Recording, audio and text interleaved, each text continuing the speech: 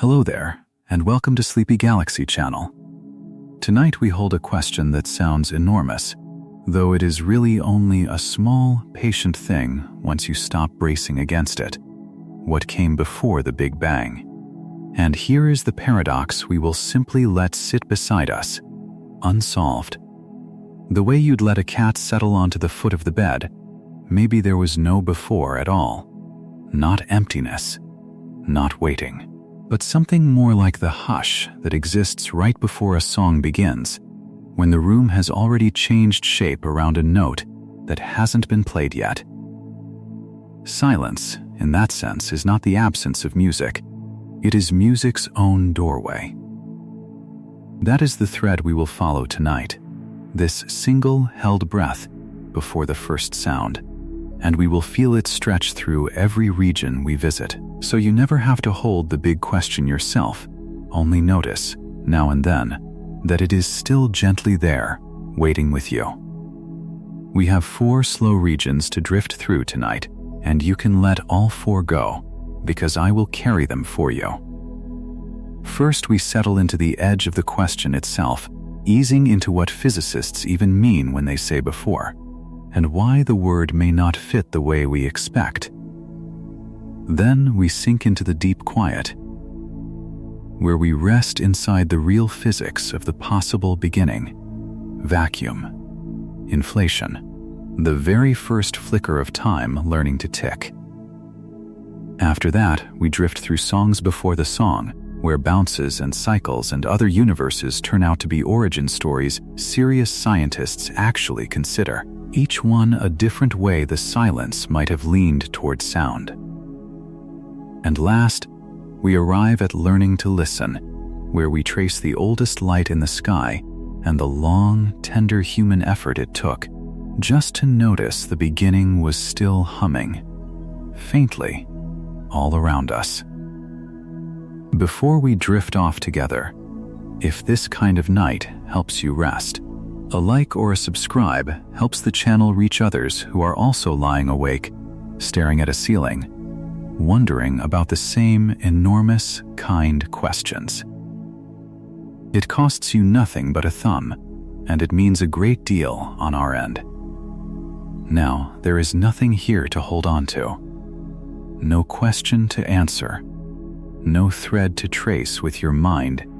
Only your body, right where it is. Let your shoulders ease down and away from your ears. Let your jaw loosen. Your hands go heavy and unclenched, your breath find its own unhurried rhythm without your help. The mattress is already holding all of you. You don't need to hold yourself as well. Wherever you are lying, let it take a little more of your weight than it did a moment ago. Settle in. Let's begin. Let the night settle around you now, the way a held breath settles once it's finally let go.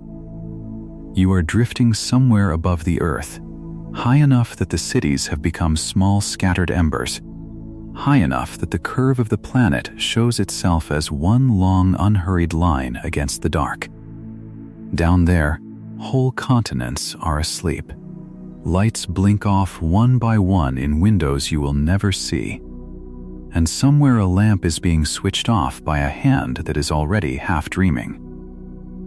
You are above all of it, weightless, cradled by nothing but distance, and for once there is nowhere you need to be, and nothing you need to do except listen.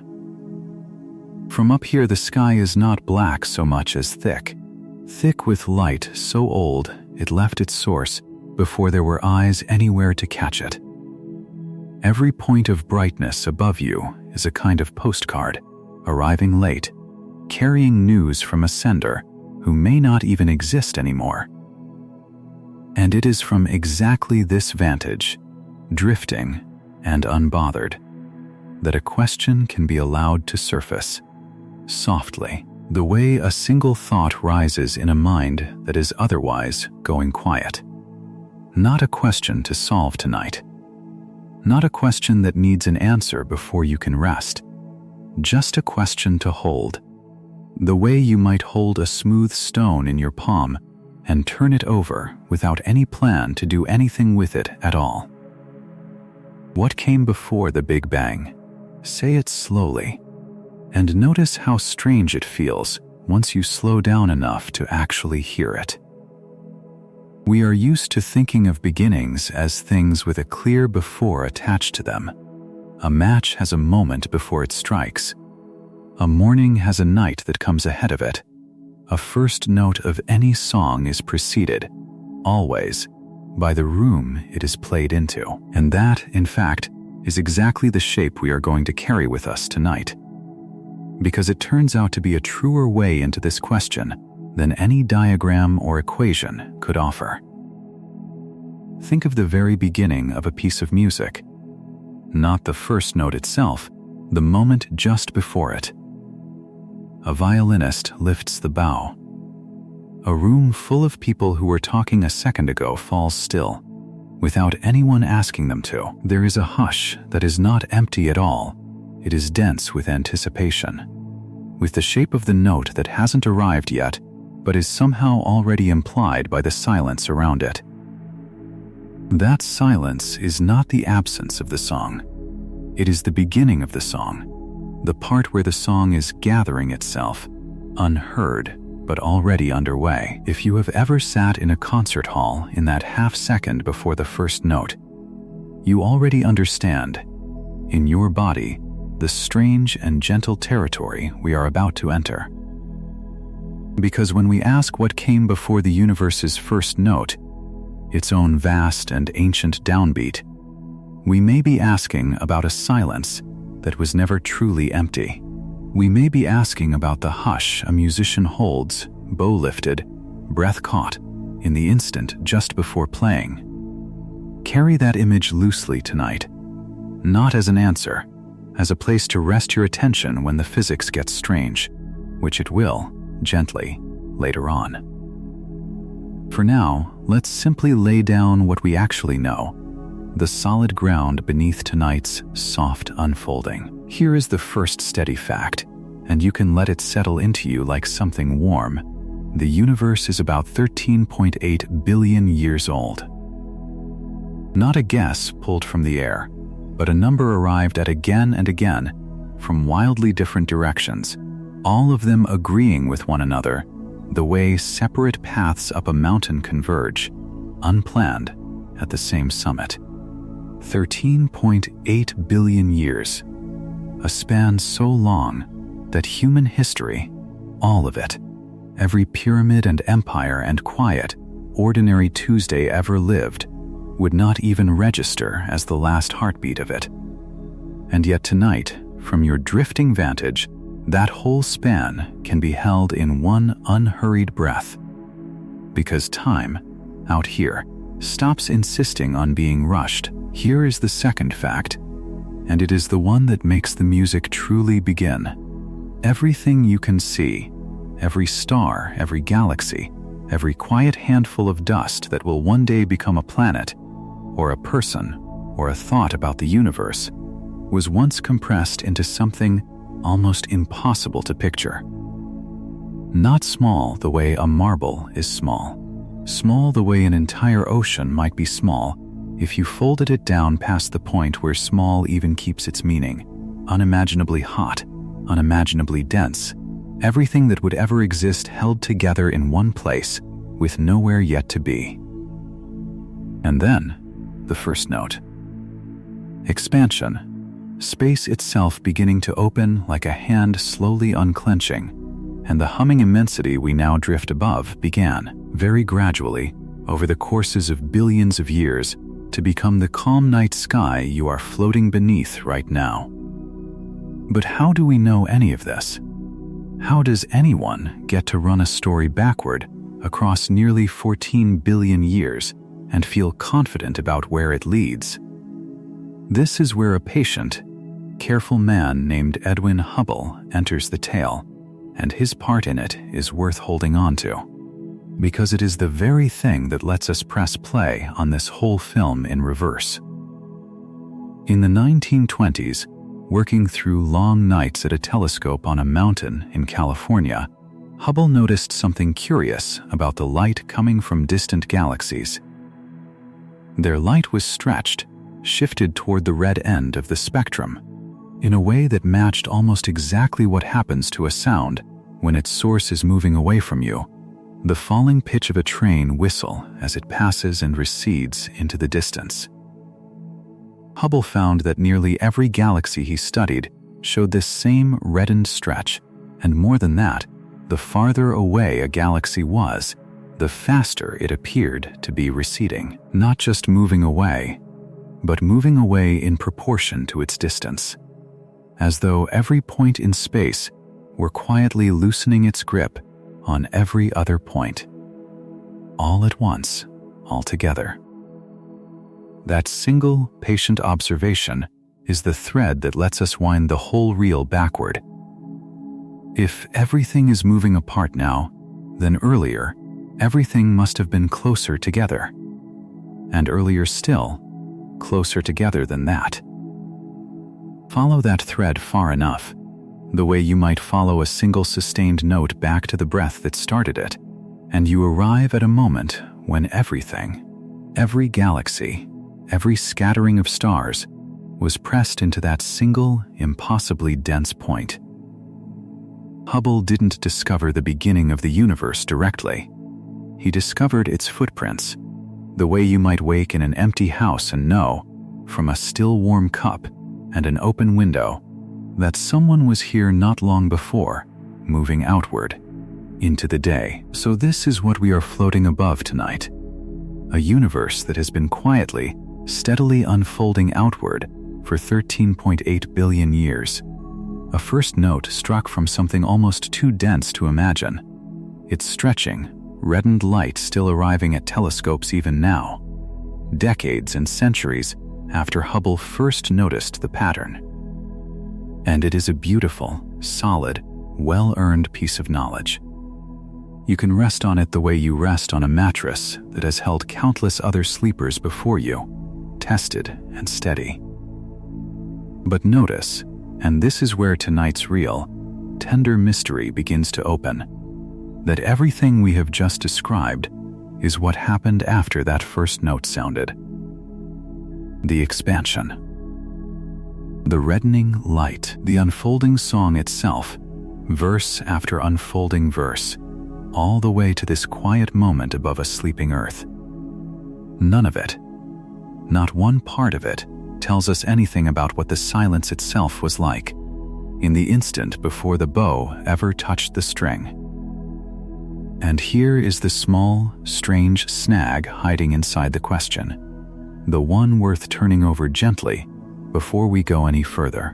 When we ask what came before the Big Bang, we are leaning on the word before as though it means the same thing it always means, as though there is a hallway of time stretching backward, with the Big Bang simply being one door along it, and something else, some other room, waiting just on the other side.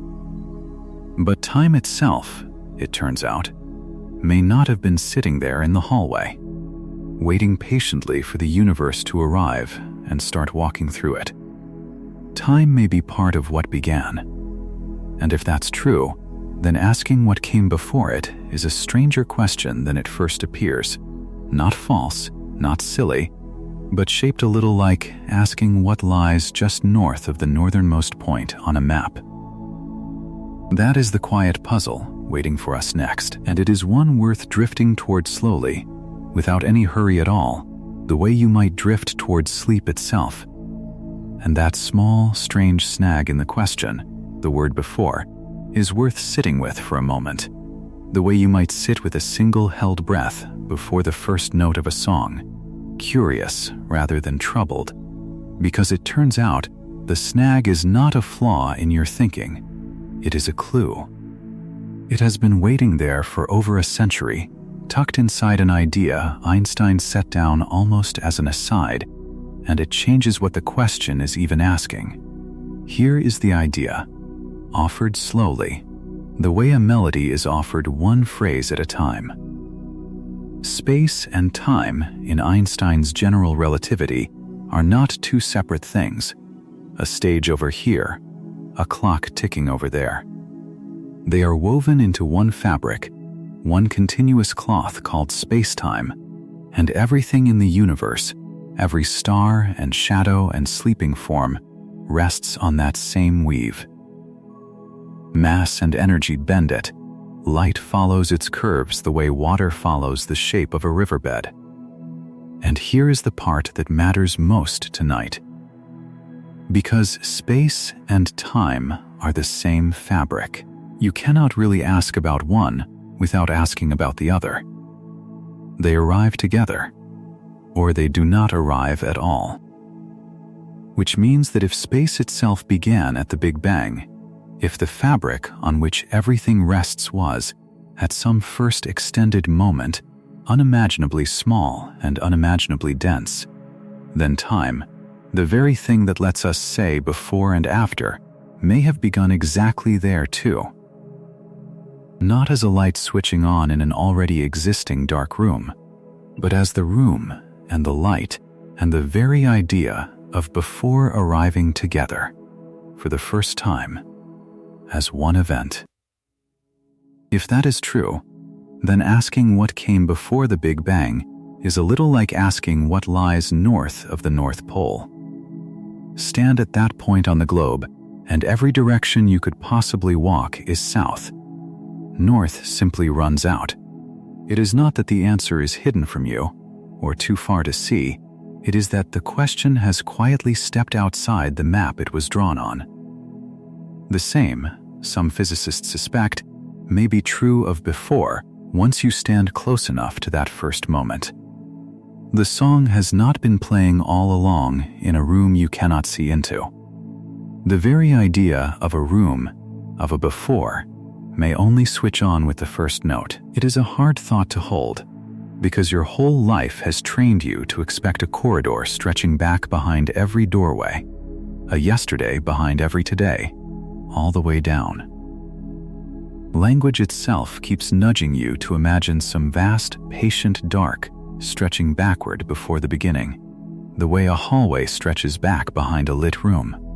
But a hallway is a shape that exists within space and time, and if space and time themselves are what is being asked about, there may be no hallway to imagine at all. Only the far edge of the only floor there has ever been.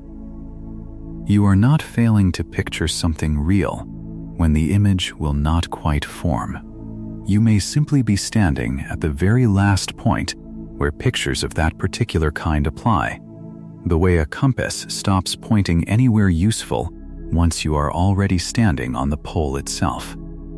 It is worth knowing, too, that you are in very old company tonight. 16 centuries ago, a bishop named Augustine sat with almost exactly this question, turning it over in a quiet room by candlelight, wondering what existed before the world was made. He rejected the easy joke that was apparently already circulating in his time, that God was off preparing punishments for people who ask such nosy questions, and instead reached, on his own, for something close to the answer relativity would offer 1,600 years later, that time itself was made along with the world, not before it. So that there was no waiting, no long stretch of prior boredom, because there was no clock yet running to be bored inside of. He put it more plainly than any physicist has managed since. There was no then. It is a lovely thing to hold on to, the sense that this is not a modern anxiety invented by telescopes and equations, but an old, patient, human wondering, one that a candlelit mind reached toward using nothing but careful thought, long before anyone could measure a single receding galaxy. Different centuries, different instruments, and yet the same hush at the center of the question, as though every era simply finds its own way of standing at the edge of the same dark stage and listening for whatever comes before the overture, only to notice, again and again, that the stage and the listening both seem to start together. Still, wondering is not quite the same as knowing, And if you follow the mathematics of general relativity all the way back, reversing the expansion, running the film in the dark theater of the equations frame by frame toward its beginning, you arrive somewhere the equations themselves cannot quite follow you. They lead you to what is called a singularity, a point where the density and the curvature of spacetime, on paper, climb without any limit at all, growing steeper and steeper until the numbers simply refuse to mean anything sensible anymore. It is less a wall than a place where the instrument in your hand stops being able to read the terrain. A thermometer plunged into the heart of a star does not fail because the star has no temperature. It fails because the thermometer was never built for that. General relativity, extraordinary as it is, was built to describe a smooth, gentle fabric curving under gravity, not a point where all of space might be folded into no space at all. So when the equations hand you a singularity, the honest reading is not here the universe began from nothing, but here our finest instrument, built for calmer conditions, has reached the edge of what it can tell us. Physicists have a name for exactly how close to that edge our current understanding can responsibly go, and it is worth learning tonight because it will matter again before the night is through. It is called the Planck time, roughly 10 to the minus 43rd of a second after whatever we are willing to call the beginning. Try, if you like, to feel the size of that number the way you might feel the weight of a held breath, a decimal point followed by 42 zeros before a single meaningful digit appears. It is not merely small. It is small in the way that makes ordinary smallness look enormous by comparison. A sliver of time so brief that light itself, moving at its full and famous speed, would cross barely the width of what physicists call the Planck length, smaller than an atom by more factors of 10 than there are atoms in your own sleeping body. There is no need to hold that number precisely. Let it simply mean this: a stretch of time so brief it makes the blink of an eye feel like a slow, unhurried season, so brief that everything you have ever measured, every heartbeat and tide and turning season, happened well after it. And yet even that flicker is not the beginning itself. It is only the earliest moment our present equations feel confident enough to describe out loud. Everything between that instant and the singularity further back remains, for now, an unwritten measure, a stretch of the score that has not yet found its composer. Before that unthinkably early instant, our current laws of physics, general relativity among them, are not known to apply reliably. Because at those scales and densities, gravity itself is expected to behave less like the smooth curving fabric Einstein described, and more like something quantum, something granular, something we do not yet have a finished theory for. And so the Planck time is not a wall so much as a horizon, the earliest moment our present science can describe with any real confidence, the last line still ruled onto the page. Think of it as sheet music that simply runs out of staff lines at a certain point on the paper. Not proof that the music began exactly there. Not proof that silence reigned before it. Only proof that the composer's pen, however skilled, has not yet been given lines fine enough to write what happened earlier. Somewhere before that threshold, the melody may well continue. We simply do not yet have the paper to follow it. What we do know is this: once you approach scales that small and that early, the tidy, continuous world of everyday physics, the world where things sit still until pushed, where empty space is simply empty, stops being the whole story. Down there, the rules that govern the very largest structures in the universe hand off to a different set of rules entirely. The rules that govern the very smallest, and those rules turn out to describe a stranger, livelier stage than anyone expected. Even what we casually call nothing, it turns out, is not silent in the way silence usually means silence. It hums. It is worth resting in that thought for a moment before we go any further into it, that the quiet before the first note may not be empty air at all, but something closer to a held breath, trembling faintly with everything it is about to become. And so the very small takes the stage, right where the very large left off. When our equations run out of staff lines at the Planck time, physics doesn't fall into an empty pit. It steps down into a different kind of room, one governed by rules that have nothing to do with hush or absence. This is the realm of the quantum, and here you learn something that changes the whole shape of the thread you've been following. Nothing in this universe is never quite nothing. Think of Heisenberg's uncertainty principle as the reason a room can never be perfectly silent, no matter how completely you empty it. Energy and time are bound together the way a note and its duration are bound together. You cannot pin one down without letting the other blur. Fix an amount of energy at precisely zero, and you lose all certainty about how long it stays that way. So for an instant too brief to name, it doesn't stay that way at all. Even in a stretch of space with every last mote of matter removed, with the lights out and the walls swept bare, there remains a residue that physicists call zero-point energy, a baseline hum that can't be silenced. Because silencing it would mean knowing something the universe simply won't let you know. Emptiness at this scale isn't a state of rest. It's a held tension, the kind you feel in your own chest in the last second before a first word is spoken. Out of that tension come the flickers. Picture the vacuum not as a void, but as dark water at night, glassy and still on the surface. And yet, if you watch closely, patiently, the way a listener leans in during a pause, tiny points of light rise and vanish,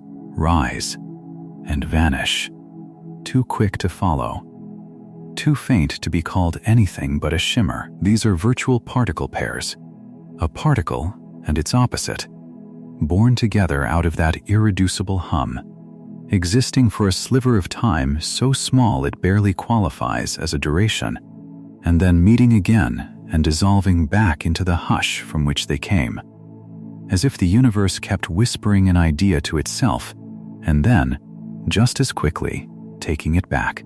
They borrow their brief existence the way a breath is borrowed before a sentence, spent the instant it's used, returned the instant after.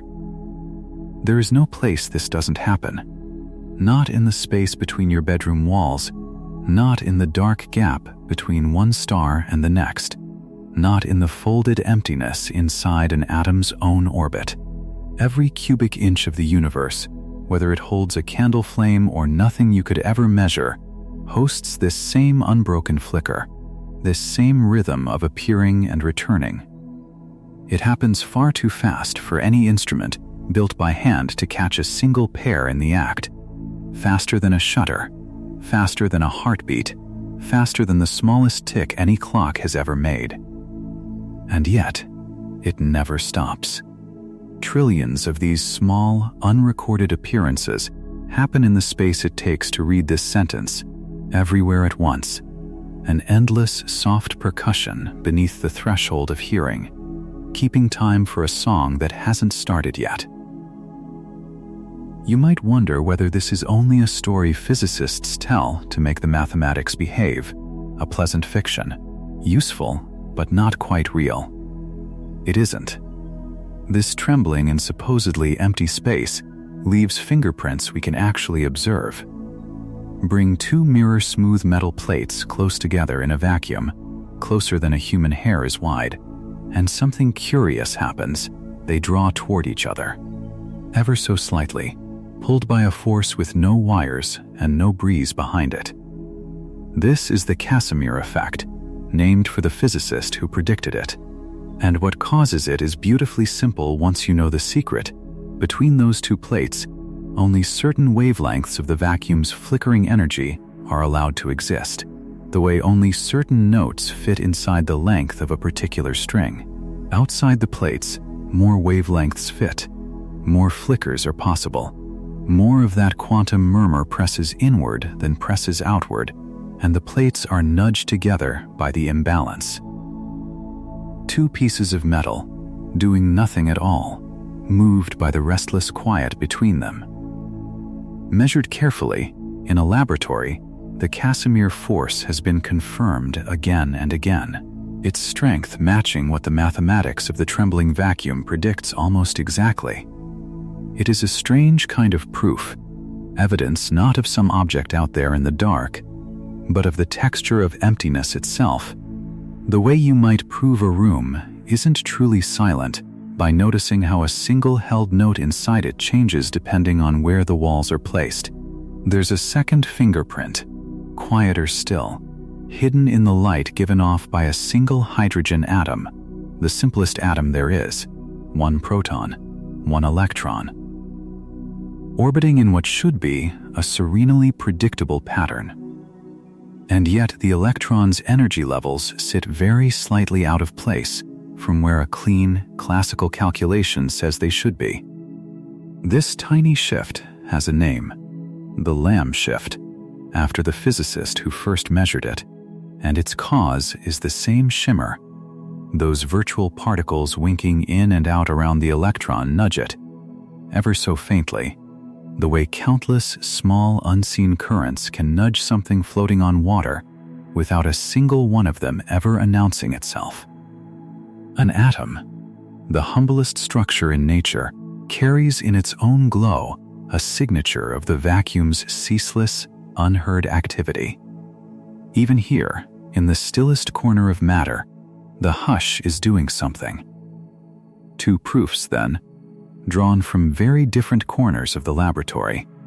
Two plates drawing together with no wind between them, and one atom glowing at a frequency a fraction off from what plain arithmetic expects, and both point back to the same underlying truth. The vacuum is not a canvas waiting for something to be painted on it.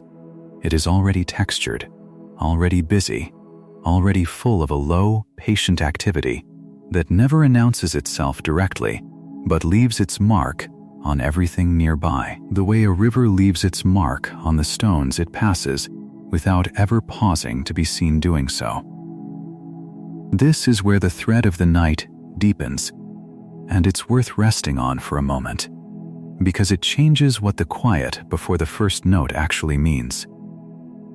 You might have imagined it as dead air, an absence, a nothing, a stretch of tape with no sound recorded on it at all. But that isn't what modern physics finds when it looks as closely as it possibly can. What it finds instead is a room full of held breath. Not silence as the opposite of music, but silence as music's antechamber, every possibility trembling just beneath the threshold of being heard, every note that could be played already present in potential, gathered at the edge of sound the way a held breath is already, secretly, the shape of the exhale to come. The musician's pause before the first note isn't empty. It's the whole performance, compressed into stillness, waiting for permission. And this, gently, is the frame worth carrying as you drift, that the universe you live inside, every star, every shoreline, every person you've ever loved, may have begun not from nothing, but from one particular flicker among countless flickers, one small trembling in that vast hushed water that, for reasons physics is still learning to describe, didn't fade back into the dark the way its neighbors did. Somewhere in that seething, humming quiet, something didn't blink back out of existence in its allotted sliver of a moment. It lingered. And a fluctuation that lingers, even by the smallest possible margin, is a fluctuation that has time to become something more, which leaves the question hanging softly in the dark, the way the best questions do just before rest arrives. How does a flicker like that, a shimmer no larger than the tiniest imaginable stitch in the fabric of space, present one instant and gone the next in every ordinary case, ever become large enough to hold galaxies. Left to itself, a virtual pair does what virtual pairs have always done. It rises, it meets, it returns to the hush, obedient to the same brief allotment of time every flicker before it has ever been given. For that pattern to break, for one particular tremor to be granted more than its instant, something enormous would have to reach in from outside the ordinary rules and hold the door open.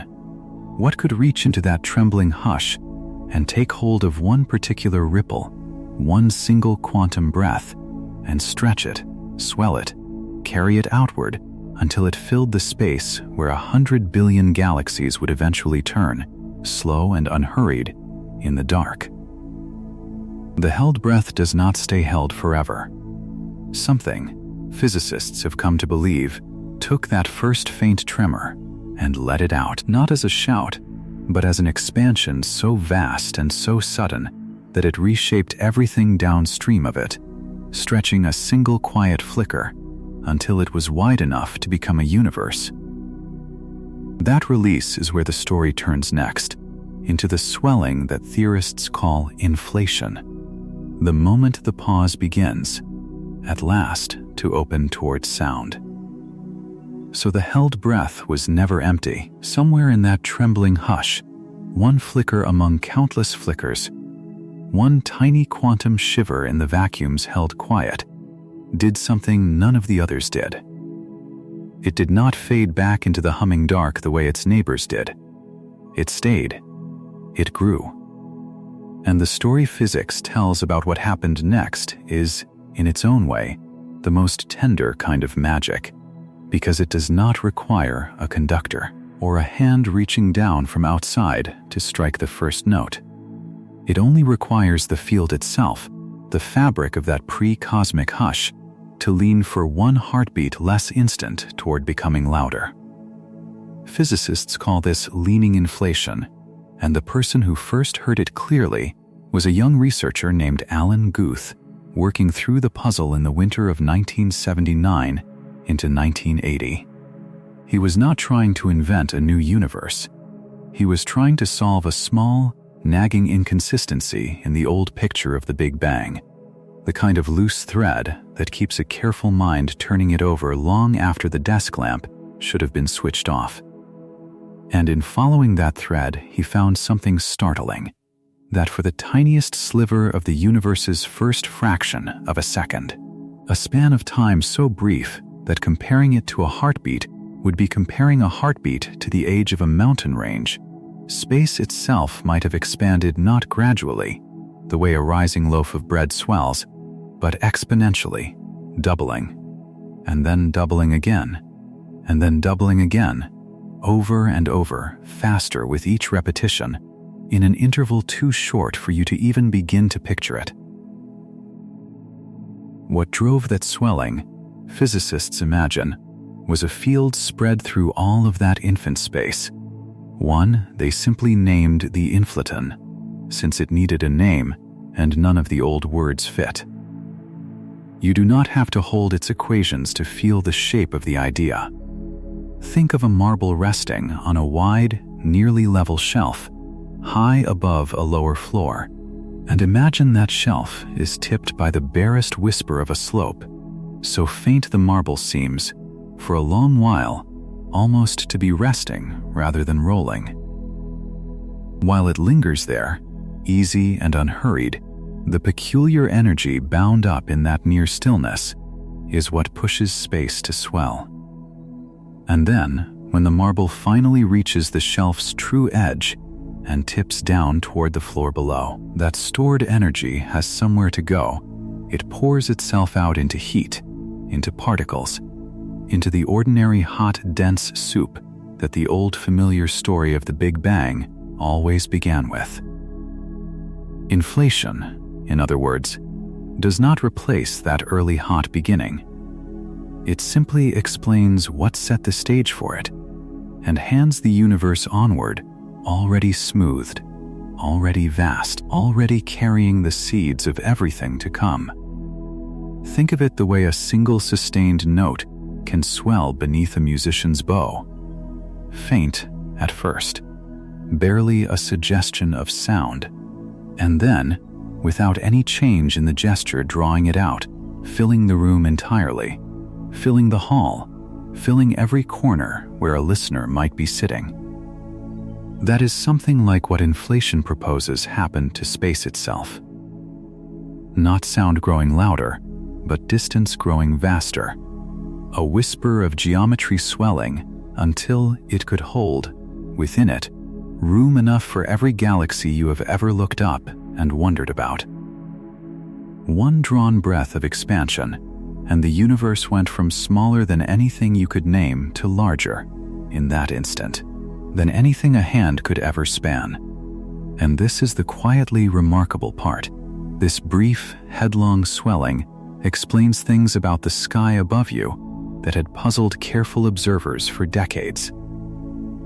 Look in one direction of the night sky, and then look in the exact opposite direction, toward two patches of space so far apart that light itself has not had time, in the entire age of the universe, to travel from one to the other. And yet, they match. The same faint temperature, the same gentle texture of structure, as if two ends of a cord had somehow been tuned to each other despite never having touched. Physicists call this the horizon problem, and for a long while it read like a small mystery tucked into the fabric of the cosmos. Inflation answers it the way you might answer a question about two rooms sounding alike, because before the walls went up, before that first vast swelling drove them apart, they were in fact the very same room. Everything now scattered across the far reaches of the sky was, for one brief moment before inflation, close enough to share a single hush.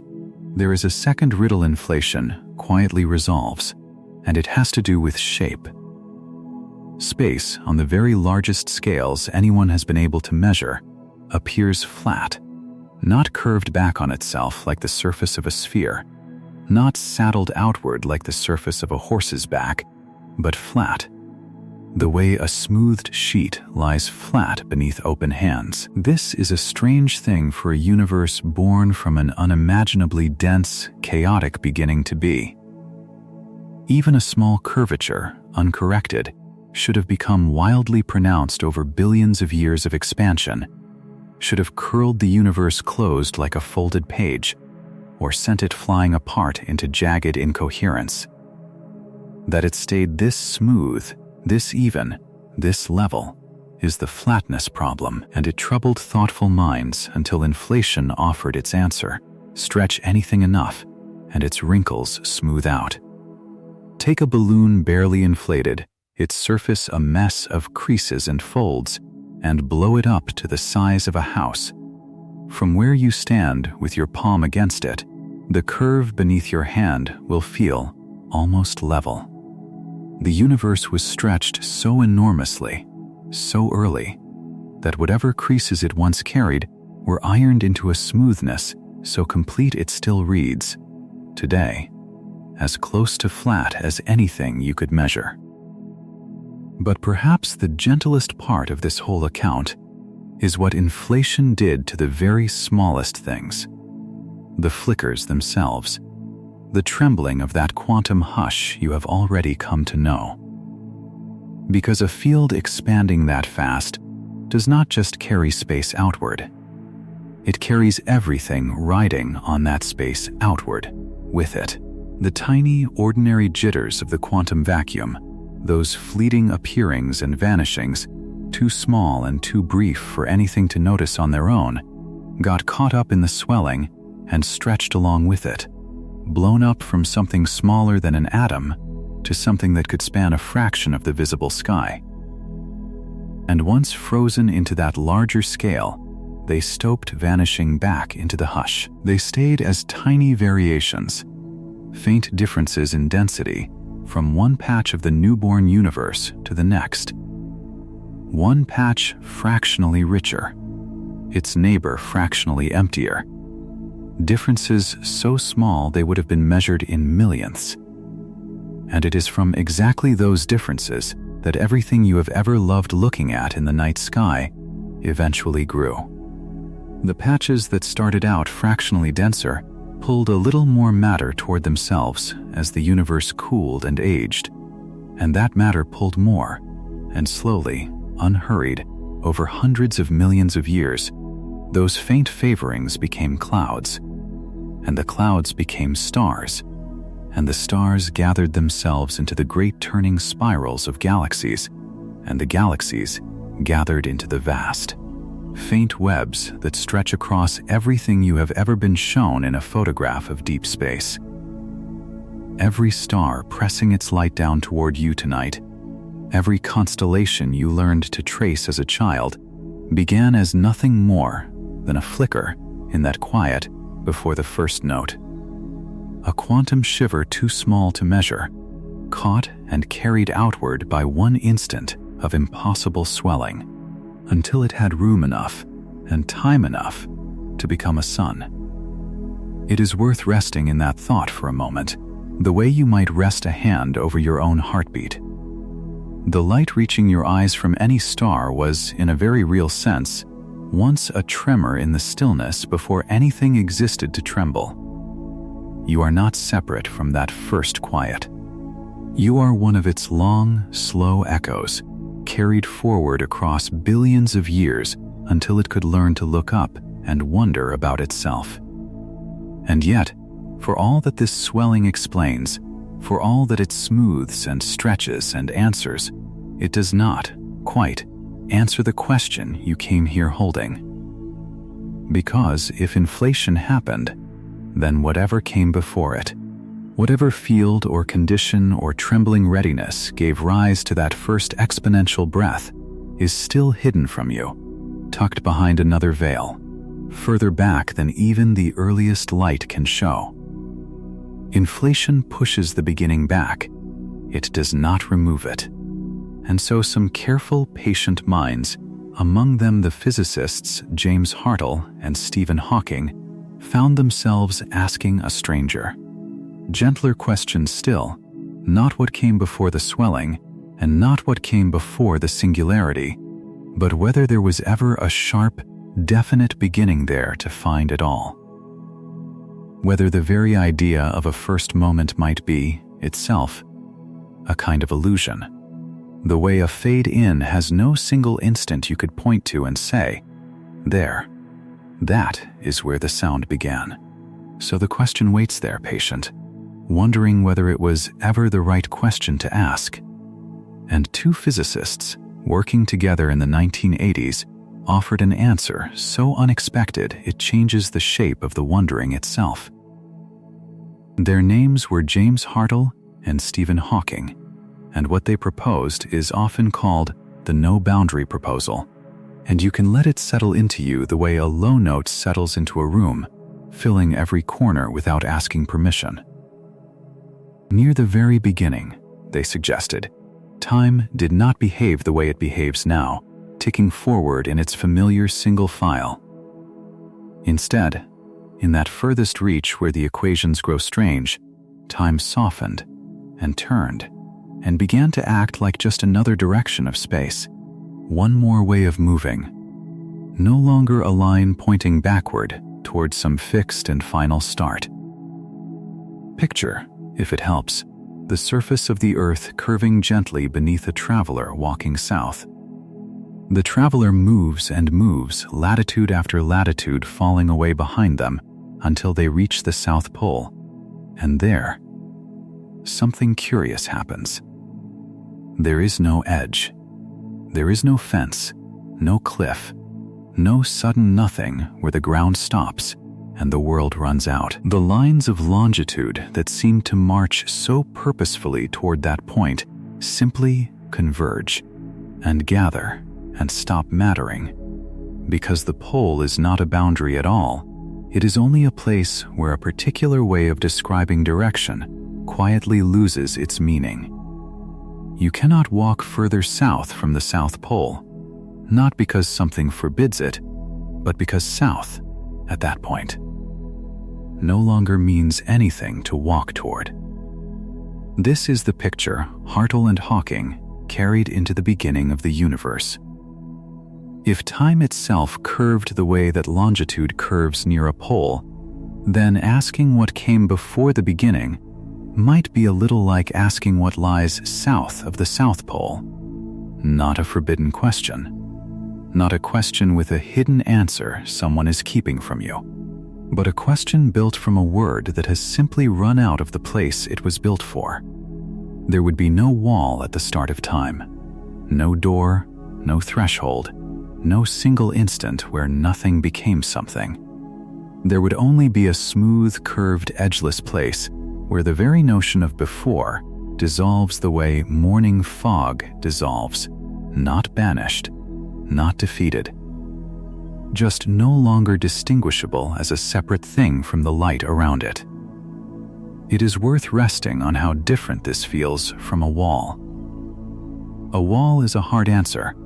You can touch it. You can measure how thick it is. You can imagine, however uselessly, what might be on its far side.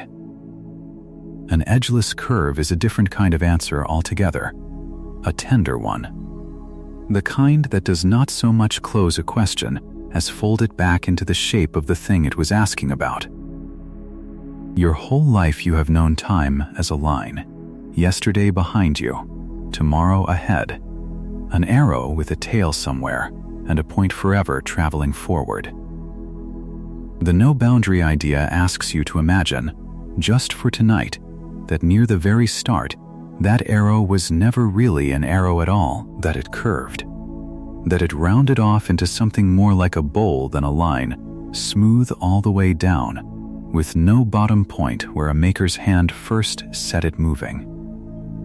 Think of how a bowl is different from a box. A box has corners, edges, places where one wall meets another in a sharp, unmistakable seam. You could run a finger along it and know exactly where one surface ends and the next begins. A bowl has none of that. Run your hand along its inside curve, and there is no seam to find, no corner to catch on. Only a long, unbroken sweep that carries you from one side to the other without ever telling you where the middle truly was. This is closer to what Hartle and Hawking were reaching for, not a universe with a hidden corner tucked away at its beginning, waiting to be found by a clever enough measurement, but a universe shaped, at its root, like the inside of that bowl, continuous, rounded, without a single sharp point anywhere along its curve where a beginning could be said to sit. Around this same idea, in those same fertile years, another physicist named Alexander Vilenkin offered a companion picture, one people came to call tunneling from nothing.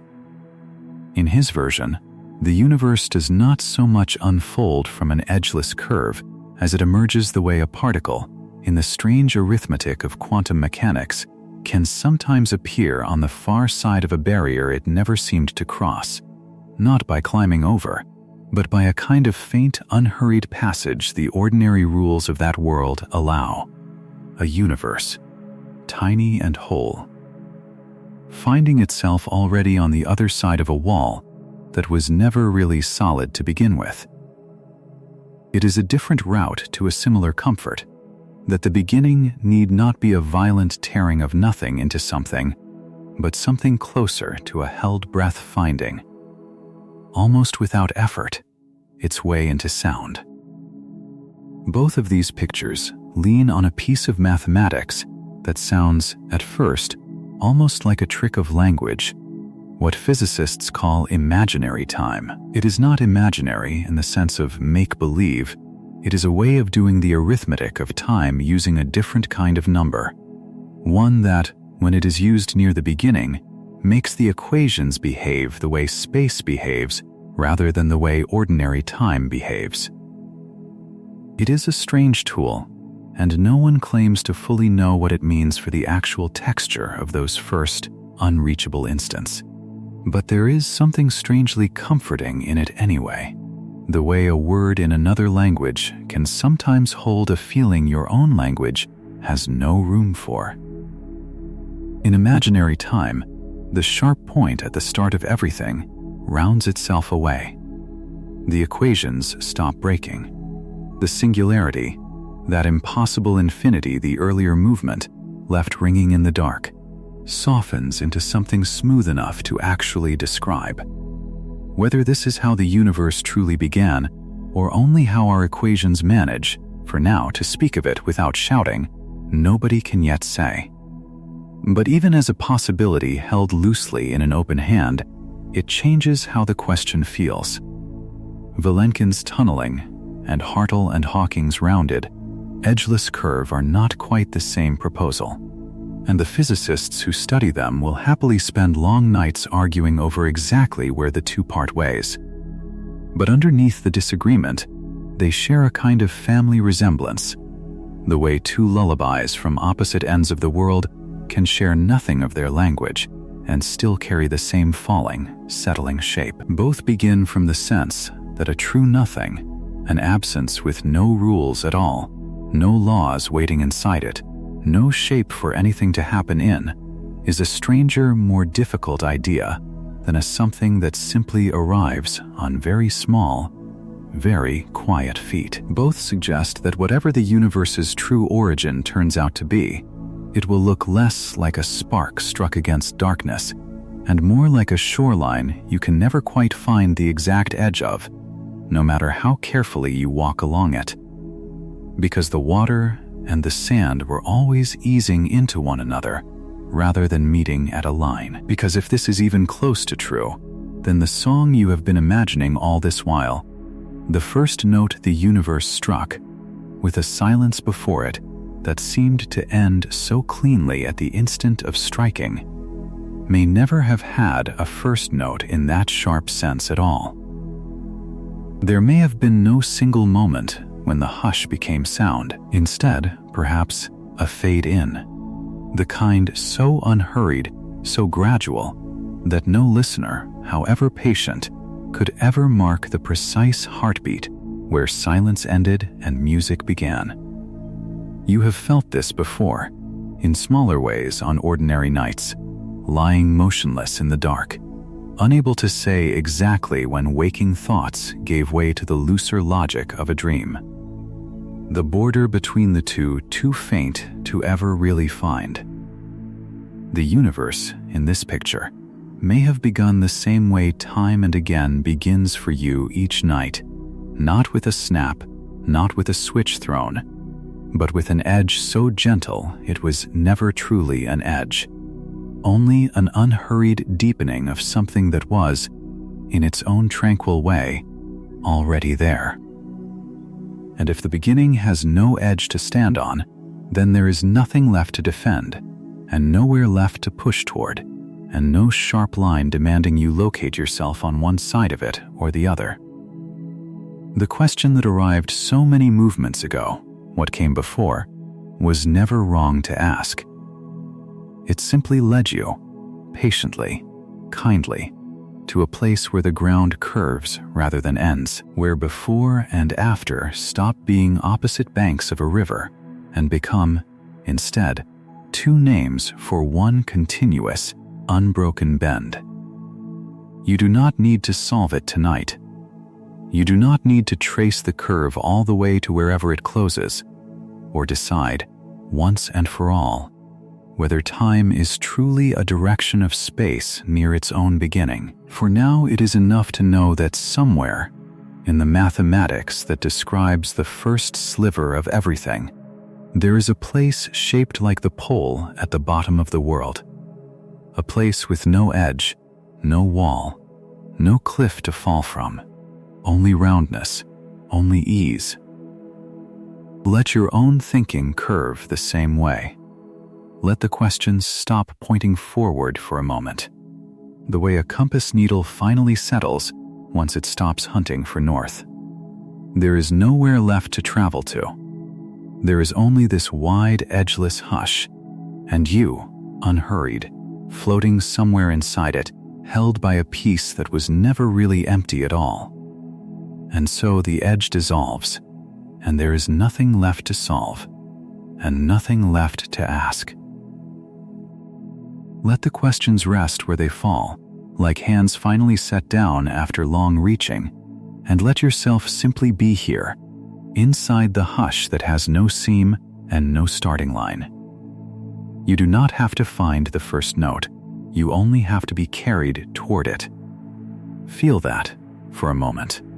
Being carried. Not walking, not climbing, not searching your way forward through the dark, only carried.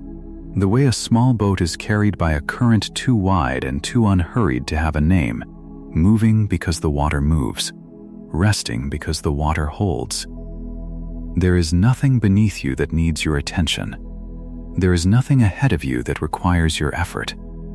The going is being done for you, has always been done for you, by something larger and older than any single hour of your life. You can let your shoulders stop bracing against a fall that was never going to happen. You can let your jaw loosen, your eyelids grow heavy, your breath lengthen into the same unhurried rhythm as whatever it is that carries you now.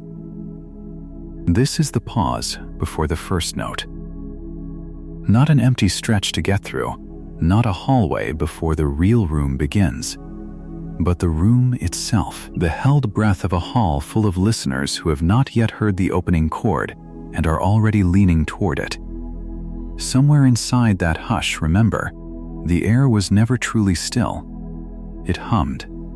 It trembled, ever so faintly, the way a lake trembles under a wind too light to see, its surface flickering with tiny lives that rise and fall and vanish again, before they are fully born. You do not have to understand that trembling now. You only have to feel it, a low, patient hum beneath the silence, like the almost sound of a house at night, pipes ticking somewhere far off, a refrigerator sighing in another room. The whole structure breathing without waking anyone inside it. Let that hum be underneath you now, holding you the way a mattress holds a sleeping body, unseen and entirely dependable. And around that hum, feel the fade. Not a wall you are approaching, not a door that will suddenly open onto the rest of the universe, but an edge so soft it is barely an edge at all.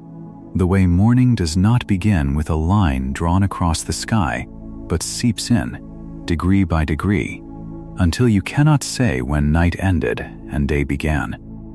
Somewhere, everywhere, time itself once curved that gently into being. No hinge, no threshold, no single second you could point to and call the start. Let your own drifting be like that tonight. Let there be no clear moment when waking thoughts give way to something softer, only a long, easy seep, one shade sliding into the next, until you could not say, even if asked. Exactly when you stopped thinking and started simply floating, feel the space around you widening, too. The way it once widened everywhere, all at once, without effort and without strain. Not stretching like something pulled taut and close to breaking, but unfolding the way warmth spreads through water, the way a held note swells from almost nothing into something that fills every corner of a room without anyone having pushed it there. You are inside that unfolding now. The space around your body is loosening, opening, growing wider and wider with no seam where the widening began, carrying you outward on its own patient breath. There is more room for you now than there was a moment ago. There will be more room for you still, a moment from now, and you will not have had to make any of it yourself. It is simply happening. Around you and to you and for you. The way the dark makes room for stars without asking them to arrive. Somewhere in that widening, tiny flickers are being carried too, not sharp, not sudden, but soft as static caught at the very edge of hearing. The kind of sound that lives underneath silence rather than breaking it. Each flicker, so small it could almost not exist at all, is being stretched and carried outward the same way you are being stretched and carried now, held gently in something too vast to notice its own vastness. You do not need to follow any single flicker to know where it goes. You only need to know that nothing this small is ever truly lost in something this large. It is only spread thinner, softer, kinder, until one day, so far off it barely matters tonight, it becomes something whole. A light, a shape, a place someone, someday, might call home. For now, it is simply a flicker, drifting, unbothered, unafraid, exactly like you. Let your body settle a little further into whatever is holding it, the bed beneath you standing in, for tonight, as that current, that hush, that widening room. Feel your weight not as something the world must bear, but as something the world has already agreed to hold, the way water agrees to hold a swimmer who has finally stopped fighting it and simply leaned back. Your hands can rest open. Your breath can slow into the same long, even pull as a tide that has nowhere else it needs to be. There is no note yet. There is no beginning yet.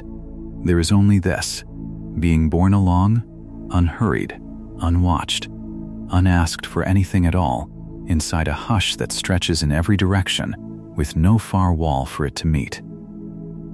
Notice how little is required of you here. The hum does not need you to understand it. The fade does not need you to mark its edges. The widening does not need you to measure how far it has gone. All of it moves on its own, the way breath moves on its own once you stop counting it.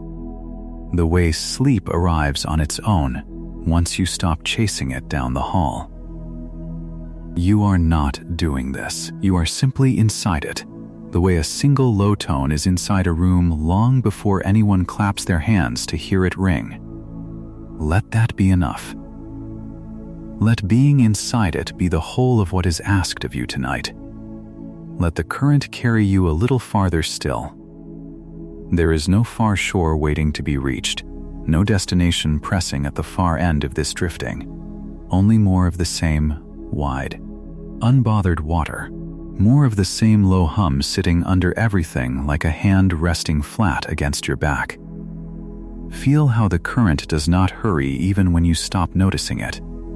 It has no clock to answer to, no schedule to keep, no reason to rush you toward wherever it is taking you. It simply moves, the way a held breath moves without moving, full and round and patient, waiting for nothing in particular because it has already arrived at exactly where it needs to be. You can borrow that patience now. You can let your own thoughts stop reaching for shore, stop paddling towards some far edge of understanding, and instead let them float loose on the surface, turning slowly, going nowhere, needing nowhere to go. Somewhere far beneath you, if you let yourself imagine it, the hush keeps widening in every direction at once, unhurried and enormous, the way a single low tone might spread through still water long after the string that made it has gone silent. You are not at the center of it, and you are not at its edge. You are simply somewhere inside its reach. Folded into it the way a small stone is folded into a lake once the ripples have long since passed over it and moved on. Nothing in that vastness is asking anything of you. Nothing in it expects you to keep watch, or keep track, or keep awake. It only asks that you let it hold you, the way it has always held everything smaller than itself, without strain, without notice, without end. If a thought drifts near, a stray wondering, a loose thread of curiosity, let it pass the way the flickers pass, small and unhurried, in no rush to become anything at all. There will be time enough, later, far off, for questions to sharpen again into shapes. For now they can stay soft-edged, half-formed, floating alongside you rather than pulling at your sleeve. You are not required to chase them tonight. You are only required to be carried, the way you have been carried since the very first sentence of this evening, long before you were counting sentences at all. And somewhere in that long, easy carrying, so far down inside the hush that it barely counts as a thought, more a shape a half-dream leaves behind than a question fully asked, something drifts up and settles, unhurried, beside you. What if this is not the only quiet there has ever been? What if, somewhere back beyond the fade, back beyond the hum, back beyond the edge that isn't quite an edge, there was already a song finishing? Its last low note fading out exactly the way this pause is fading in, so slowly that no one, not even the song itself, could say precisely where the ending stopped and the silence started. What if this hush you are floating in now is not empty ground, but afterglow? The long, soft resonance left hanging in the air once, long ago. Another tune was played all the way to its close. You do not need an answer. You do not even need to hold the question. Only let it rock gently at the edge of your drifting, half heard, half imagined. The way the last chord of a lullaby lingers after the singer has already gone quiet, still moving through the room, still holding you, long after the singing has stopped. And that half-formed thought, the one drifting at the edge of you right now, what if this has happened before, is not a strange place to rest. It is, in fact, a door some of the most careful minds in physics have opened, walked through, and left ajar for the rest of us to wander into. If time itself can fade in the way a chord fades in from nothing, with no single instant you could point to and say, here is where the silence ended, then perhaps that fading in was never a first event at all. Perhaps it was only the newest one. Perhaps, somewhere behind the hush you have been floating in all this while, there was another swelling, another falling away, another hush before that. Picture, if you will, the universe not as a single song with a beginning and an end, but as a performance that has been played and replayed, each time in a hall so vast that no listener could ever hear, where one performance stops and the next one takes its breath. This is the shape of an idea called the Big Bounce, and it comes from a way of describing gravity known as loop quantum cosmology, a cousin of the general relativity we met earlier, but one that takes seriously what happens when space itself is examined at the very smallest scale, grain by grain, the way a fabric under a strong enough lens resolves into threads. In ordinary relativity, run the expanding universe backward far enough, and the mathematics collapses into that singularity we spoke of, an infinity, a wall, a place where the sheet music simply tears. But loop quantum cosmology suggests those tiny threads of space cannot be crushed past a certain fineness. There is, in this picture, a floor beneath the floor, and when a collapsing universe presses down against that floor, instead of tearing into infinity, it is thought to rebound, space contracting under its own enormous weight, reaching a moment of unimaginable density, and then, gently but irresistibly, springing back outward again. Not a beginning from nothing in this telling, but a turning. A held breath at the bottom of a long exhale, followed by a new inhale that we experience, from the inside, as our Big Bang.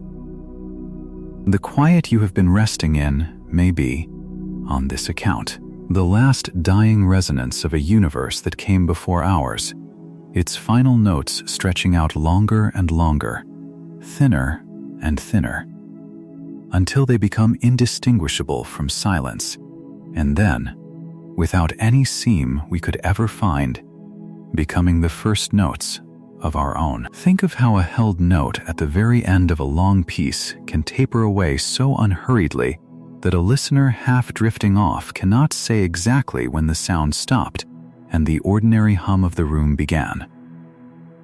That tapering, in the bounce picture, is not an ending in any final sense. It is simply the far side of a single long breath the universe has been taking.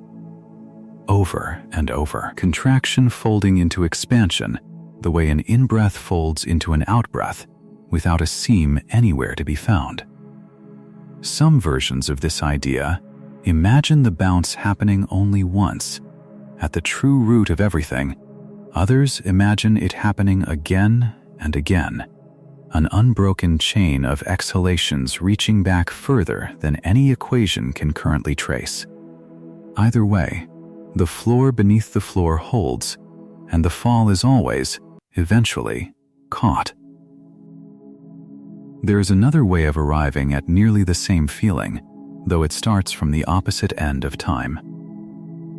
The physicist Roger Penrose has spent years exploring an idea called conformal cyclic cosmology, and it begins not at a universe's birth, but at its far, far future. A future so distant that every star has burned out. Every black hole has slowly radiated itself away into a thin mist of light, and nothing remains but stretched, cold, nearly featureless space, expanding forever into an emptiness so total it is almost restful just to imagine. And here is the strange turn. Penrose noticed that a universe in that state, infinitely old, infinitely diffuse, with no clocks left to tick and no particles heavy enough to mark a scale, looks, mathematically, uncannily like a universe in its first infinitesimal instant, hot and dense and newly born. Scale, in a sense, stops mattering at both extremes. The unimaginably vast and the unimaginably small begin to rhyme. In this picture, that faded, exhausted, infinite future does not simply end. It reappears as the fiery beginning of the next age, the last hush of one performance becoming, indistinguishably, the opening breath of the next. An aeon, Penrose calls each of these ages. Our aeon may be only one of an endless procession, each one's whisper thin ending flowering into the next one's flood of light, over and over, the way a single sustained final note in a great cathedral might, if you listened closely enough and long enough, seem to soften into the very first note of the piece beginning again. And there is a third telling, stranger still to picture, but no less carefully reasoned, offered by the physicists Paul Steinhardt and Neil Turok. In their ekpyrotic model, a word borrowed from an old idea of the universe being born from fire. Our Big Bang was not an explosion at a point at all, but something closer to a collision. Imagine two vast, thin sheets existing in dimensions beyond the three we can see and touch, drifting through some higher, unseen space, slowly, patiently, across what might be an unfathomable stretch of time, drawn toward each other by their own gravity. For ages by any reckoning we would recognize, nothing much seems to happen. The sheets simply approach, closer and closer, the space between them a little thinner each ageless year. And then they touch. The collision releases an almost unthinkable quantity of energy, converted in that meeting into the matter and light that would become everything, every star, every shoreline, every sleeping city below you now. On this account, what came before our first note was not silence in any absolute sense, but a long, unhurried approach. Two great surfaces closing the distance between them across a darkness so patient it makes our billions of years look like a single held moment. And perhaps, in this telling too, it has happened before. Perhaps those sheets have met and drawn apart and drifted back together more times than any number could easily hold, each meeting its own bang, each interval between its own long, dim, resonant quiet. 3 different pictures then. A rebound at the bottom of a fall, a fading century reborn as a fiery dawn, a slow collision between vast, unseen surfaces. And yet they share something with each other, and with the thread you have been holding all this while.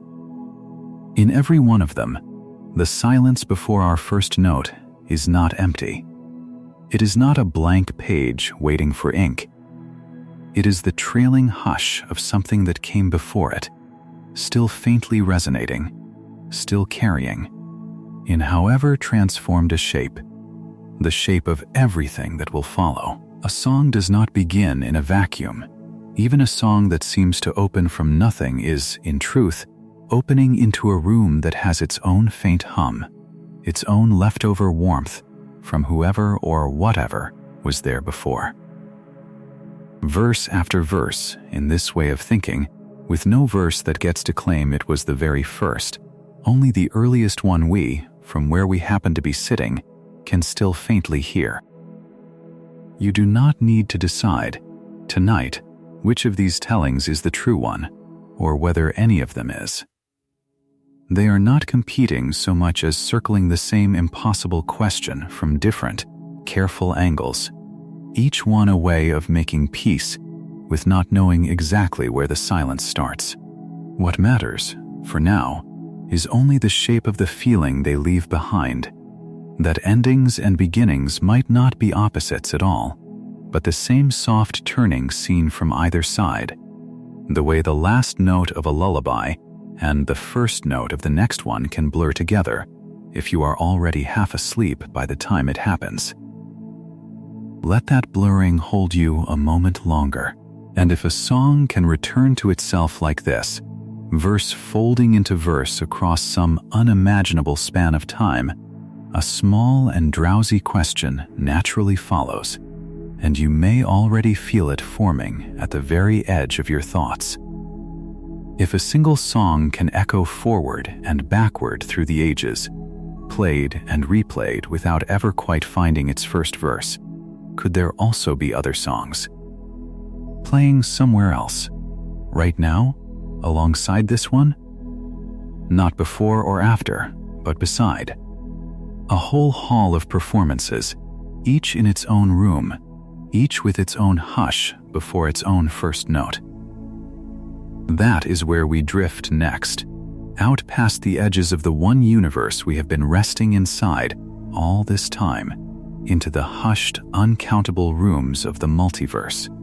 And if a song can repeat itself, verse folding into verse without a first verse ever needing to exist, then perhaps it does not only repeat in time, perhaps it also plays sideways. Perhaps, somewhere past the edge of anything you could ever point a telescope toward, the same hush that came before our own first note is, right now, resolving into countless other notes, in countless other places, all at once. This is where the physics widens past anything a single mind was built to hold, and where you are allowed, more than anywhere else in this arc, to simply let the scale wash over you instead of gripping it. The idea goes by the name eternal inflation, and it grows directly out of the swelling you have already pictured, that fraction of a second in which space itself stretched and stretched again. The strange thing physicists noticed, working through the mathematics of that stretching, is that once it begins, there is no obvious reason for it to stop everywhere at once. Inflation, it turns out, is far better at continuing than at ending. In some pockets, purely by chance, the process winds down, the inflating field settles into a lower, calmer state, and a bubble of ordinary space-time condenses out of it. A bubble that looks, from the inside, exactly like a Big Bang, complete with its own outward rush of galaxies, its own clocks starting from zero. Our Big Bang, in this picture, was one such settling, one bubble among an uncountable, perhaps endless, field of them, each one a separate universe entire, each one beginning with its own first note, its own long unfurling of hydrogen and starlight, and, in at least this one case, ears eventually capable of listening for it.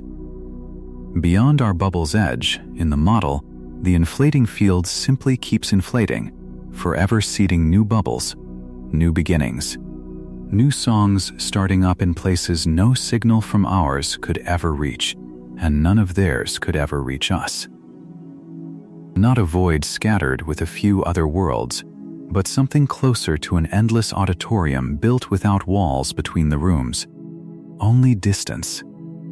So much distance that the soundproofing needs no material at all. Only the sheer, silent width of the space itself. Each room holds its own performance, and no listener from any other room will ever hear so much as its opening note. And within those other rooms, the physics itself might be tuned differently. This is the part that turns the picture from merely vast into something almost dizzying, so let it arrive slowly, the way a low chord arrives under a melody rather than on top of it.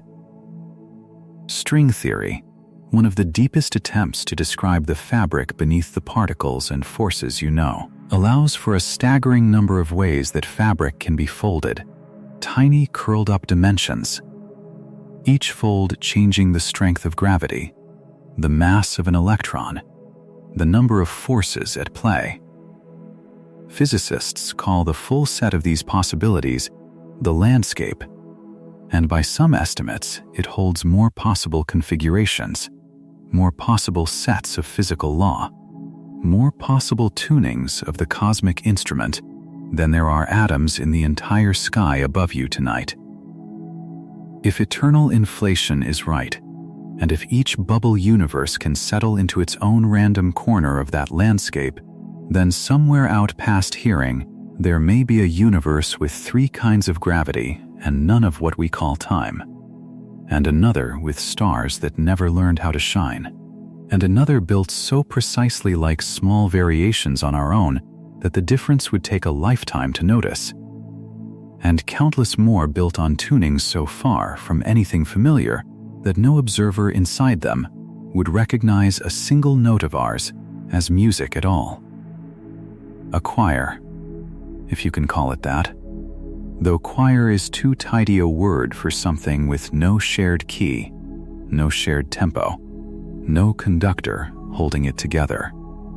Just an unimaginable multiplicity of songs, playing outward from an unimaginable multiplicity of quiets, none of them audible to any of the others, none of them needing to be. Somewhere in that landscape, our own particular tuning sits as one entry among the countless. The strength of gravity that lets planets settle into orbit rather than spiral loose or crush flat. The particular mass of an electron that lets atoms bond into water and carbon and, eventually, into whatever it is that is listening to these words right now. Not the only possible tuning, simply the one that happened to be ours, the one whose bubble happened to cool into a universe patient enough to grow ears. It would be easy, hearing a number like that, for something in you to tighten. That is the ordinary response to vastness, the sense that if the universe is this large, this indifferent to any single bubble within it, then whatever is small must also be unimportant, or worse, unsafe. But notice, if you can, that this is not actually where the feeling has to land. Set the number down for a moment.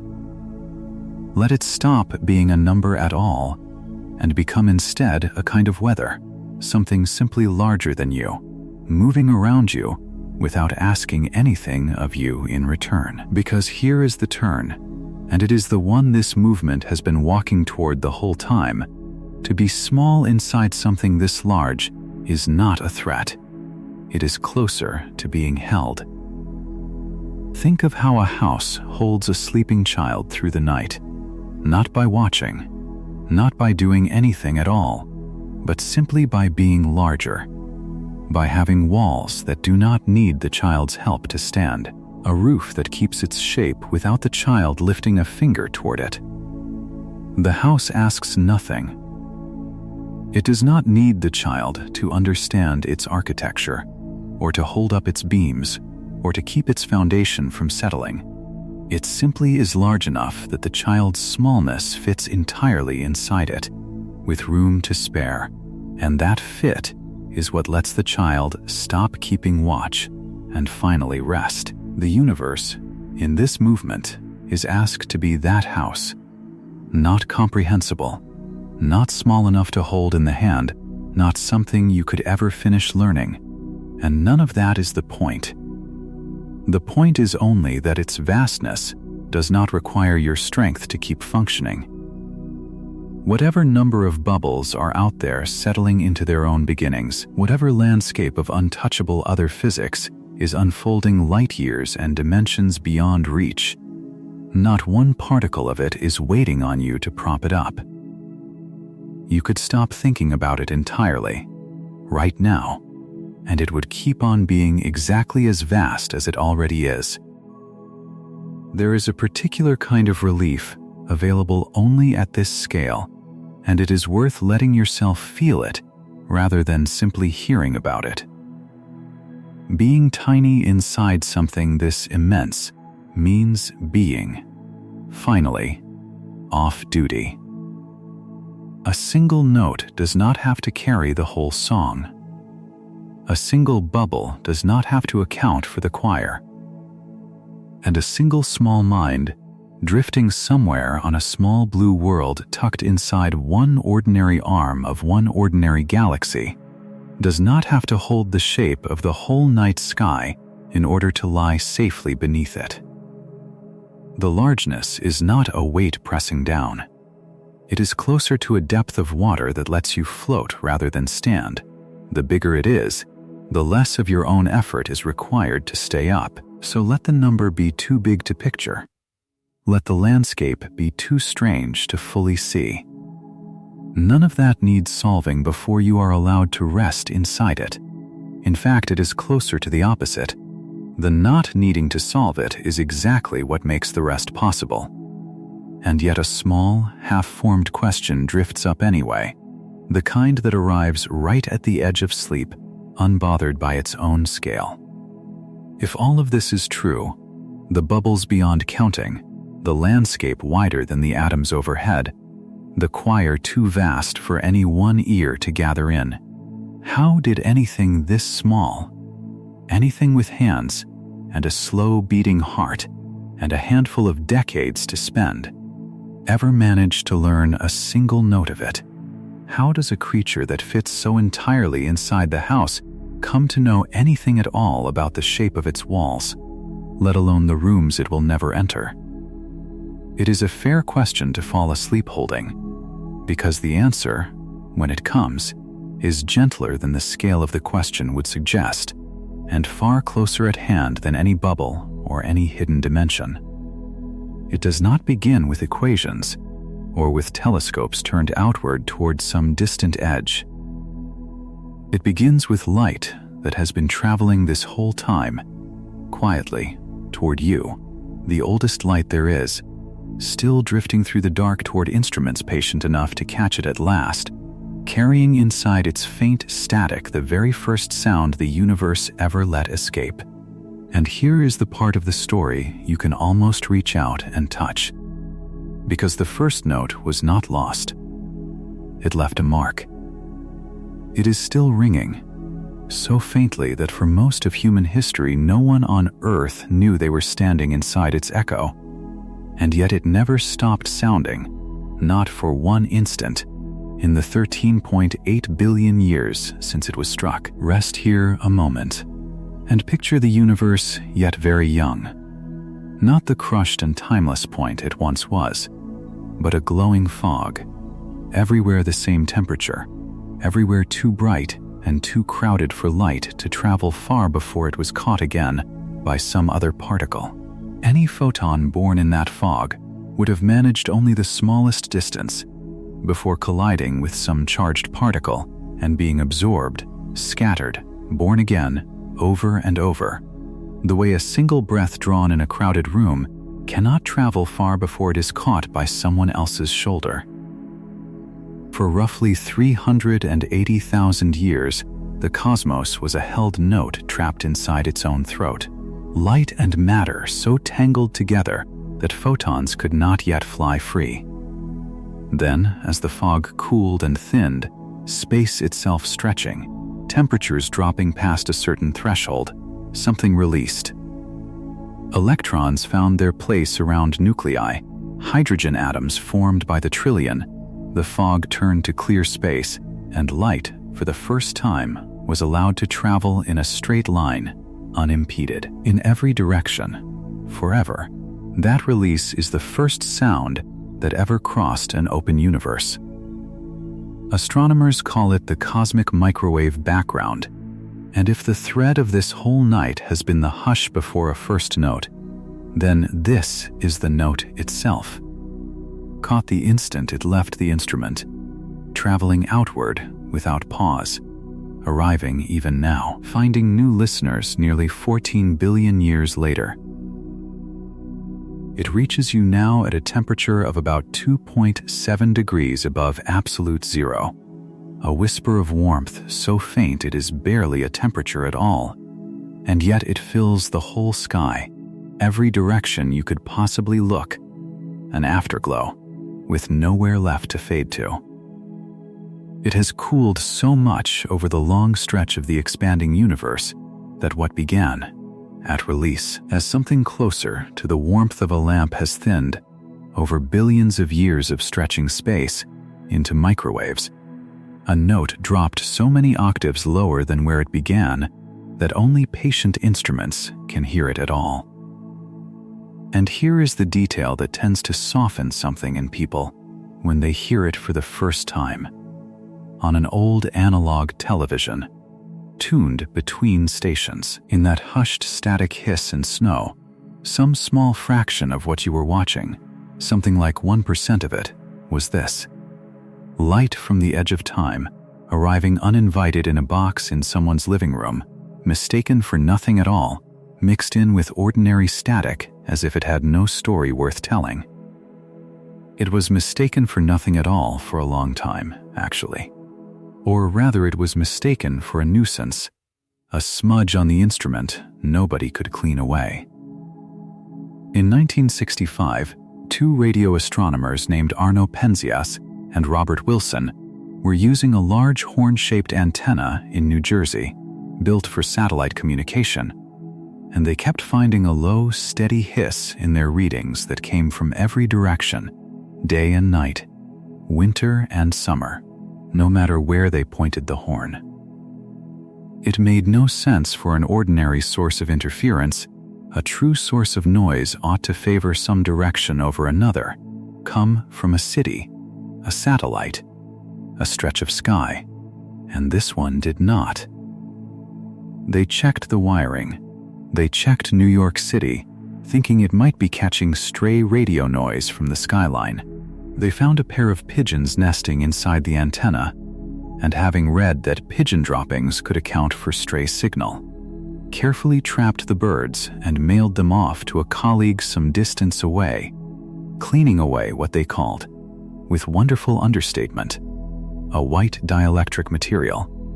And the hiss remained regardless, patient and unbothered, coming from everywhere at once, the same in every season. It took a phone call, and then a visit, to another set of scientists working nearby, who had been quietly predicting exactly this kind of leftover glow from a hot early universe and building an instrument to search for it themselves, for Penzias and Wilson to understand what their antenna had actually caught. They were not looking for the beginning of everything. The beginning of everything had simply been sitting there in the static the whole time, waiting for someone patient enough to stop assuming it was an error and start listening to it as a signal. From there, the listening only grew more careful. In the early 1990s, a satellite called COBE mapped that faint sky-wide glow with far more sensitivity than any ground antenna could manage. And it found the glow was not perfectly smooth after all. It carried the tiniest ripples in temperature, differences of only a few parts in 100,000, like the faintest tremor in an otherwise held tone. Those ripples were not a flaw. They were the fossils of the quantum flickers from before the first note, the same trembling quantum unrest carried in the hush of empty space, stretched by inflation until it left a fingerprint across the entire visible sky.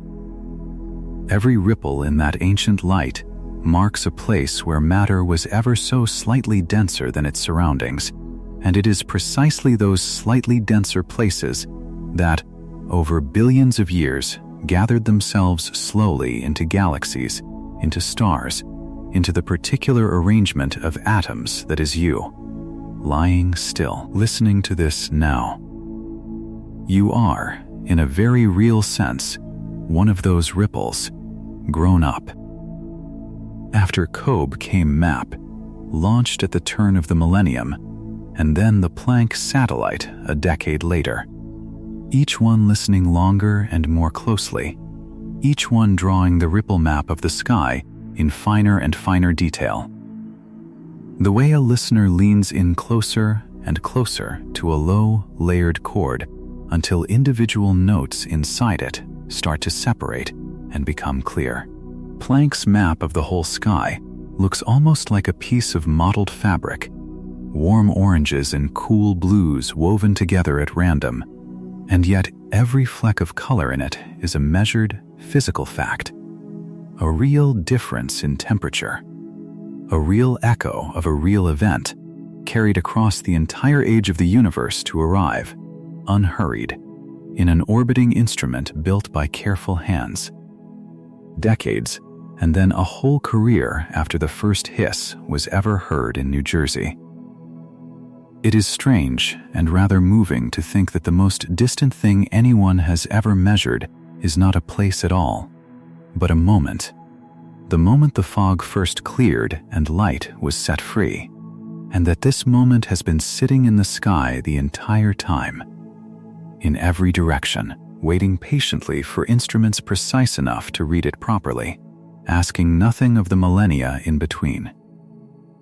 Even so, the listening continues, because that ancient light, released at 380,000 years, is not quite the very beginning. It is the oldest sound anyone has directly heard, but there is something earlier yet, something from those first fractions of a second when inflation stretched the universe outward, and physicists now search for it not in light, but in gravitational waves. Ripples in space itself that a sufficiently early, sufficiently violent event would have sent outward at the speed of the universe's own expansion. If those primordial waves are ever caught, in the careful twisting of light called polarization, hidden in the same ancient sky, they would let us hear, in a manner of speaking, behind the note we already have, nearer yet to the quiet that came before it. No one has caught them so far. Entire observatories, entire careers, are built around the patient hope of doing so, which is worth pausing on, before this night moves any further, because the equations and the temperatures and the satellite names can make all of this sound as though it happened by instrument alone, as though the universe simply handed over its secrets to whichever machine happened to be listening, as though no one had to choose, again and again, to keep asking. It did not. Every measurement in this movement was reached by someone, by people who spent long, cold hours at an eyepiece or an antenna or a bank of dials, checking and rechecking a signal they did not yet understand, refusing to dismiss it as noise, willing to sit inside uncertainty for years at a stretch. The story of this ancient light is really the story of that patience, handed down across generations of listeners who never once heard the note themselves and kept listening anyway, trusting that someone eventually would. That is where this night turns next, away from the light itself and toward the long, quiet unfolding of the people who first learned how to listen for it. And before that faint glow ever reached a screen or a satellite's ear, it had to be imagined first by people, ordinary people with notebooks and cold hands and long nights, who somehow trusted that the sky was trying to tell them something, and who were patient enough to wait for the telling. Let their story carry you now, the way a familiar voice carries a child from the edge of the day into sleep. Because this is the last thing you need to know before you rest, the universe was not decoded in a single flash of genius. It was overheard, slowly, by people leaning toward it with their whole lives. In Belgium, in a small room that smelled of chalk and rain, there was a priest who was also a physicist, and he saw no quarrel between the two callings. His name was Georges Lemaitre, and in 1927, working through Einstein's equations with the unhurried care of a man copying scripture, he arrived at something almost nobody wanted to hear yet, that the universe was not fixed and eternal, but expanding, swelling outward like a held breath finally released. He went further, and gently, almost shyly, proposed that if the universe was growing now, then long ago it must have been smaller, smaller and smaller, back and back, until everything that would ever exist was folded into a single point he called the primeval atom. Picture him at his desk by lamplight, a man who prayed each morning and calculated each night, seeing no contradiction between a universe with a beginning and a universe with meaning. When even Einstein first waved the idea away, his mathematics was correct, Einstein told him. But his physics was abominable. Lemaitre did not argue. He simply kept listening to what the equations were telling him, certain that time would prove a patient witness. And time did. Across an ocean, on a mountain above Los Angeles, where the air thins and the stars steady themselves into something almost close enough to touch, Edwin Hubble spent his nights at the eyepiece of the great telescope at Mount Wilson, wrapped against the cold. Measuring the light of galaxies so far away, they were barely more than smudges on a photographic plate. Night after night, season after season, he did the same small, careful thing.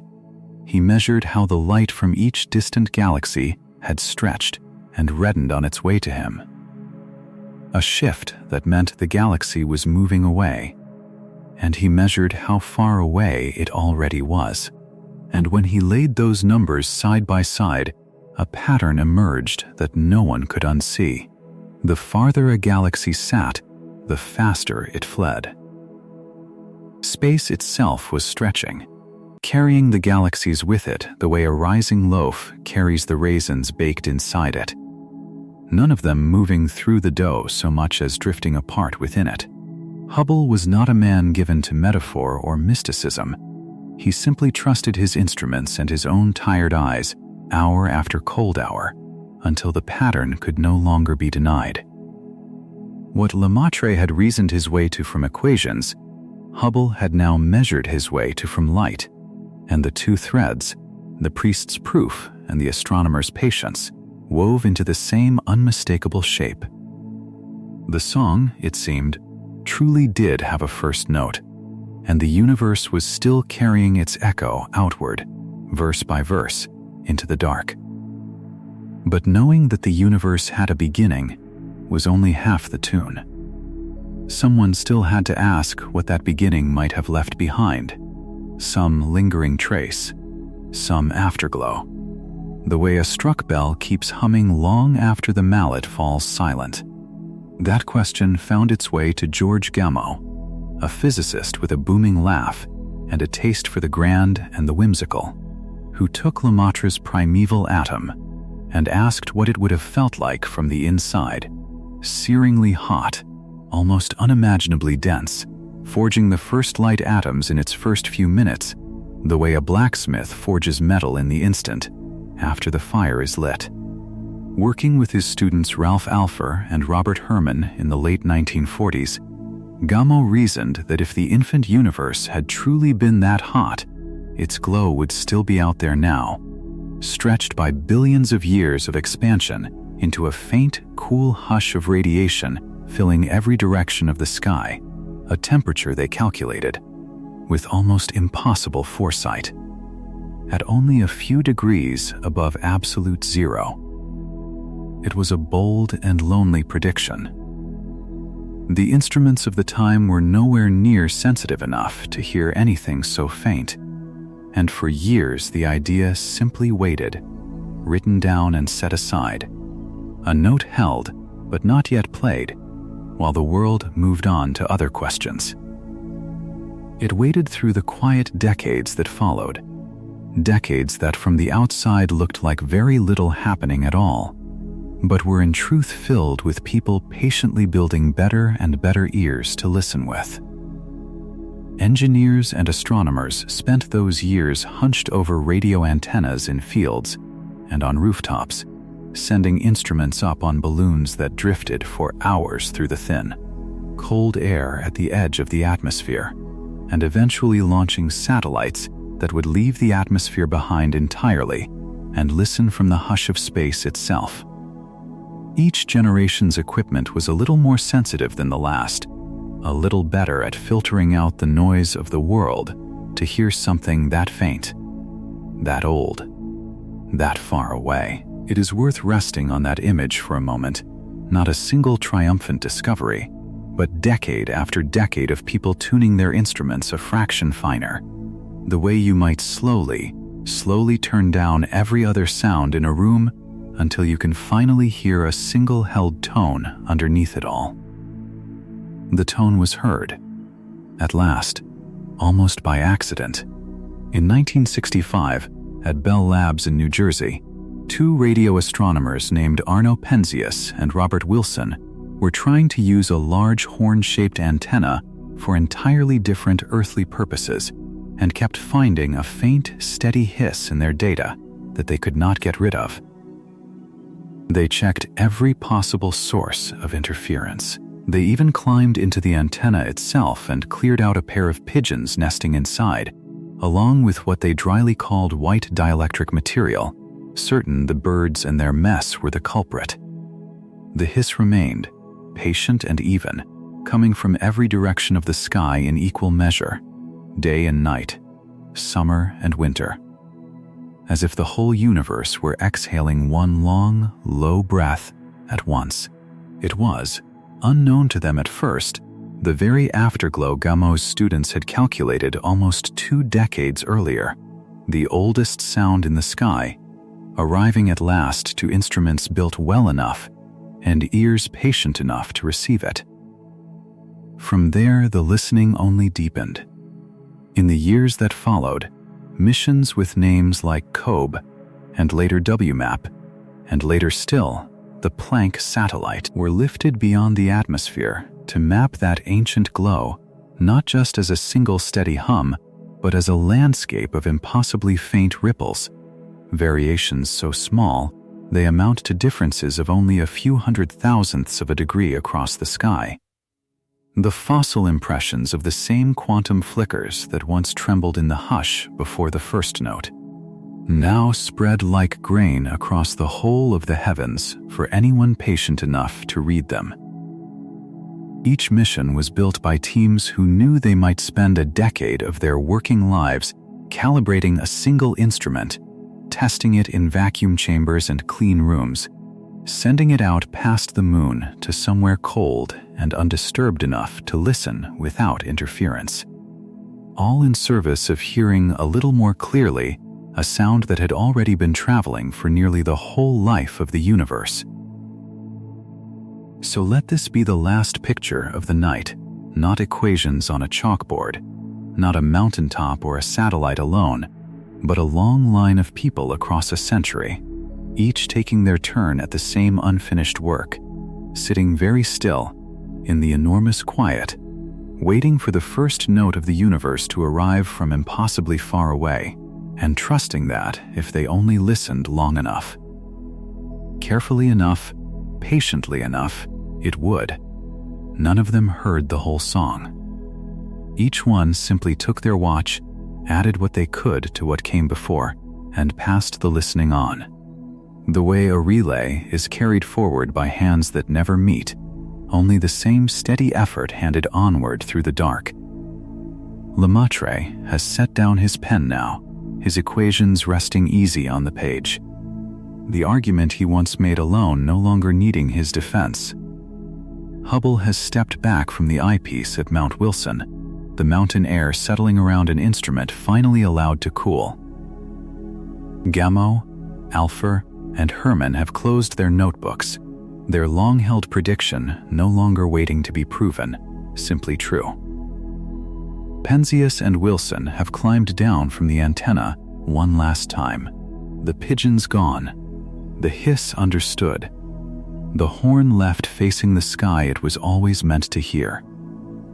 And somewhere above the clouds, the satellites drift on in their own hush, their instruments dimming, their long watch complete, still turned toward the dark, still listening, in case the song has anything more to say.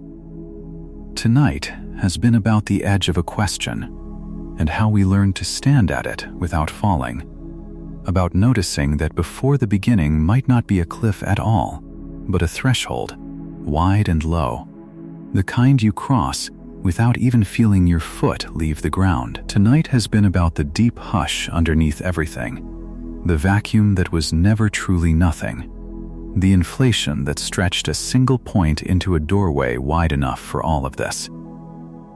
Tonight has been about the songs that may have come before our song, the bounces, the cycles, the other universes drifting somewhere past hearing, each one its own hushed prelude, each one, perhaps, still humming somewhere we cannot reach.